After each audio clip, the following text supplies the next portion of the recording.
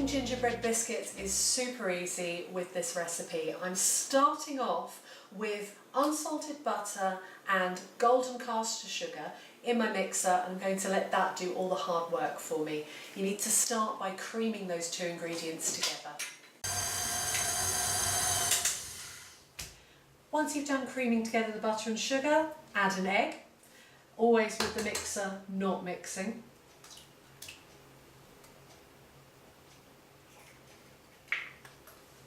And beat that to combine. Once your egg's all combined, this isn't going to look very attractive, but I promise you it will all come together.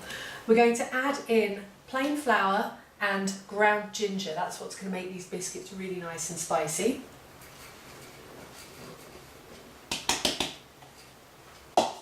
And then for a little bit of added taste, I'm going to add in a tablespoon of Food Thoughts cocoa powder.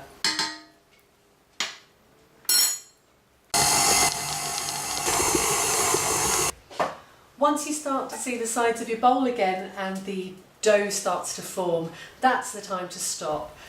Take the dough out, wrap it in cling film, pop it in the fridge, and it's good to use in about half an hour. Once your cookie dough's had some time to chill in the fridge, it'll be much easier to work with as the butter will have firmed up.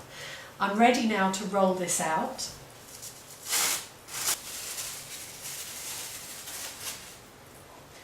A little bit of corn flour or flour or icing sugar, whatever you have to hand, just something to make sure that the dough doesn't stick to your work surface.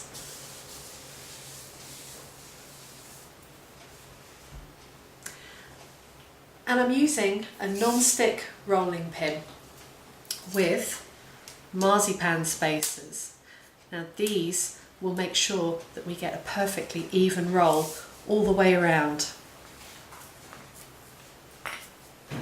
Once you've finished rolling out your dough, you're ready to start cutting out your little trees. Now I've made a template just using a piece of paper, so you can draw whatever shape you want.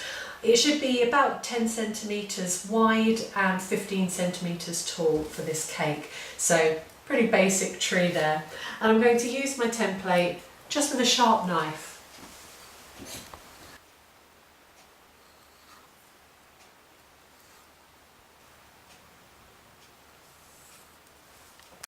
Once you've cut out your tree, just pull the rest of the dough away.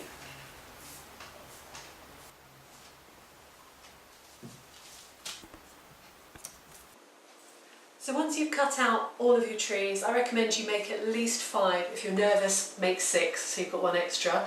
Once you've made all of your trees, these need to go back into the fridge for about 10 to 15 minutes to firm up. This is going to stop them spreading in the oven. This is the best trick I can possibly tell you. Always fridge down your biscuits before you cook them. That helps them keep their shape. Very handy if you're going to be doing lots of Christmas cookies. Now your leftover dough, never throw away leftover dough. All of this is good to use. Just bring it back together. You can roll it out and make smaller cookies. You can use it at a later date. You can even freeze cookie dough, so never chuck it in the bin. Once your Christmas tree biscuits have baked and cooled, they're ready to decorate, and I thought I'd show you how I've made this sort of slightly snow-capped look on our biscuits. So I'm using the white cacao melts from Food Thoughts, and I'm just going to melt them in the microwave. You don't need to be too careful because they're fairly robust for white, which is not normal. They're very easy to work with. I'm going to give them 30 seconds burst on high, check, and then another 30 seconds.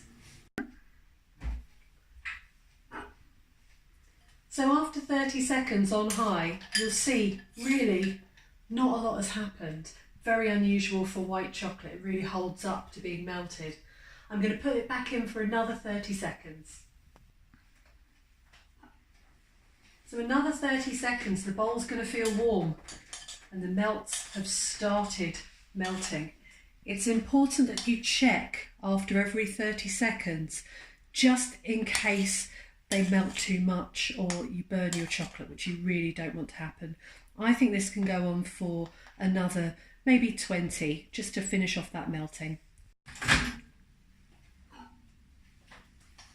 There we go, just a few tiny lumps remaining. They will come out very easily, just with a little stir. Decorating with melted cacao melts couldn't be easier.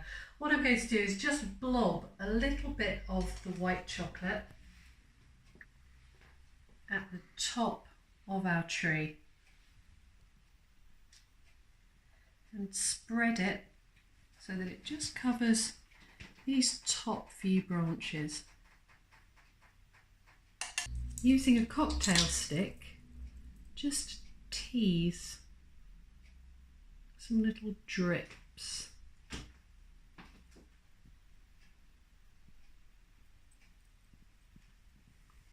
I'm then going to add some little white sugar sprinkles